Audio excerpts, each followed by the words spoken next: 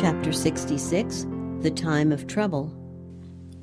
I saw the saints leaving the cities and villages, and associating together in companies, and living in the most solitary places. Angels provided them food and water, while the wicked were suffering from hunger and thirst. Then I saw the leading men of the earth consulting together, and Satan and his angels busy around them. I saw a writing, copies of which were scattered in different parts of the land, giving orders that unless the saints should yield their peculiar faith, give up the Sabbath, and observe the first day of the week, the people were at liberty after a certain time to put them to death.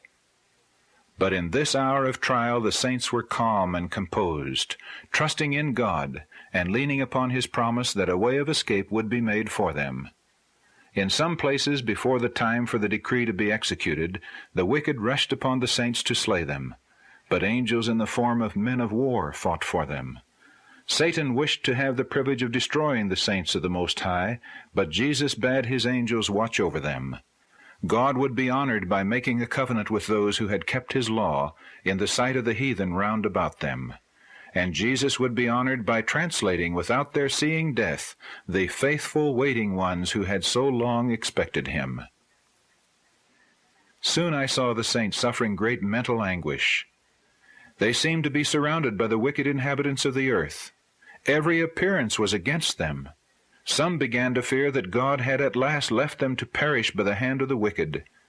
But if their eyes could have been opened, they would have seen themselves surrounded by angels of God.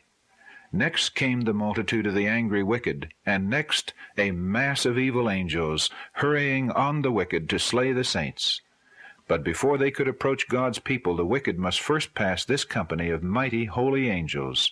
This was impossible. The angels of God were causing them to recede, and also causing the evil angels who were pressing around them to fall back. It was an hour of fearful, terrible agony to the saints. Day and night they cried unto God for deliverance. To outward appearance there was no possibility of their escape. The wicked had already begun to triumph, crying out, "Why don't your God deliver you out of our hands? Why don't you go up and save your lives?" But the saints heeded them not. Like Jacob, they were wrestling with God. The angels longed to deliver them, but they must wait a little longer. The people of God must drink of the cup and be baptized with the baptism. The angels, faithful to their trust, continued their watch. God would not suffer his name to be reproached among the heathen.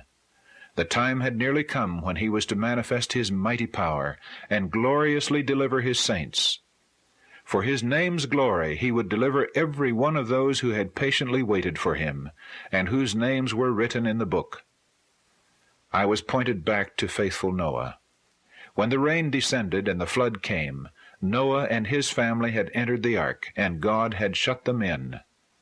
Noah had faithfully warned the inhabitants of the antediluvian world, while they had mocked and derided him. And as the waters descended upon the earth, and one after another were drowning, they beheld that ark, of which they had made so much sport, riding safely upon the waters, preserving the faithful Noah and his family. So I saw that the people of God, who had faithfully warned the world of his coming wrath, would be delivered. God would not suffer the wicked to destroy those who were expecting translation, and who would not bow to the decree of the beast or receive his mark. I saw that if the wicked were permitted to slay the saints, Satan and all his evil host and all who hate God would be gratified. And oh, what a triumph it would be for his satanic majesty to have power in the last closing struggle over those who had so long waited to behold him whom they loved. Those who have mocked at the idea of the saints going up will witness the care of God for his people, and behold their glorious deliverance. As the saints left the cities and villages, they were pursued by the wicked who sought to slay them. But the swords that were raised to kill God's people broke and fell as powerless as a straw. Angels of God shielded the saints. As they cried day and night for deliverance, their cry came up before the Lord.